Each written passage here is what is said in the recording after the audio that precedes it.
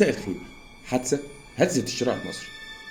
نيرة أشرف أحمد عبد القادر، طالب في الفرقة الثالثة بكلية الآداب قسم اجتماعي جامعة المنصورة، مصرية الجنسية، من مواليد محافظة الغربية، عندها 22 سنة. باباها شغال مدرس وهي من أسرة بسيطة جدا.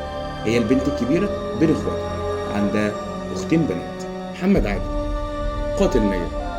أدلى المتهم محمد عادل باعترافات أمام نيابة المنصورة بقتل نيرة أشرف، ومن ثم تم تحويله للمحكمة المختصة محكمة الجنايات طبعا، وتم تقديم كامل الاعترافات أمام المحكمة، حيث أدلى باعترافه بأنه قتل نيرة أشرف بدافع الانتقام منه ومن أسرته، وذلك بعد أن تخلت عنه نيرة ولم تستجب لمطالبه، حيث تقدم لخطبتها أكثر من مرة والعائلة ترفضه.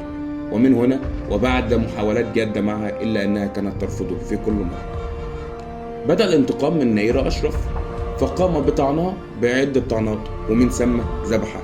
وكان النائب العام المصري قد أمر في 22 يونيو الماضي بإحالة المتهم محمد عادل إلى محكمة الجنايات لمعاقبته فيما اتهم به من قتل الطالبة المجني عليها عمدا مع سبق الإصرار، حيث بيت النية وعقد العزم على قتلها وتتبعها حتى ظفر بها أمام جامعة المنصورة، وباغتها بعدة طعنات بآلة حادة وذبحها قاصدا إزهاق روحها. وقد جاء قرار الإحالة بعد 48 ساعة من وقوع الحادث، وتمت إحالة أوراق المتهم إلى المفتي الذي أكد حكم الإعدام الصادر بحق محمد عادل، والذي يعد الأسرع في تاريخ القضاء المصري.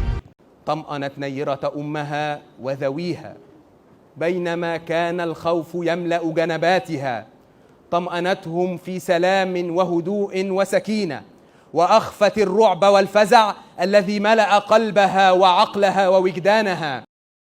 قضت محكمة النقض بقبول الطعن المقدم من محمد عادل قاتل نيرة شكلا ورفض موضوعا وتأييد عقوبة الإعدام للمتهم.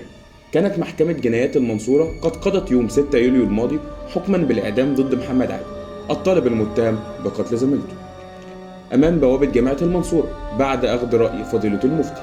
وكانت محكمة النقض قد أرجت النظر بمذكرة الطعن المقدمة من المحامي الراحل فريد الديب على حكم الإعدام الصادر بحق المتهم إلى جلسة اليوم،